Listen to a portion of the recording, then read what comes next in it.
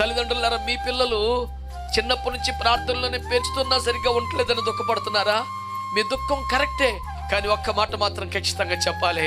వాళ్ళు బలహీనులే అయినా, వాళ్ళు చేతగానోళ్ళున్నా, వాళ్ళు నీ అంచనాలకి చేరకపోయిన ఒకటి నిజం, వారి మీద దేవుని ప్రణాళిక ఉంది. నీ బిడ్డల మీద దేవుని ప్రణాళిక ఉంది.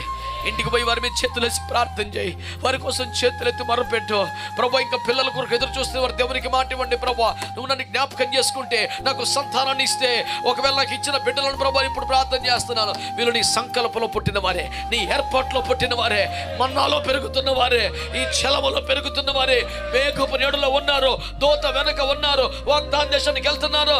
నా బిడ్డలు ప్రభా నీ సంకల్పానికి వెలుపడలేరు, నీ ఏర్పాట్లో ఉన్నారు. ఒకవేళ వారు ఇంకా ఆ లైన్లోకి రాకపోతే, నీ ప్రార్థనను బట్టి, నీ ఒప్పుకోలను బట్టి దేవుని ప్రణాళిక వారి జీవితంలో నెరవేరుతుంది.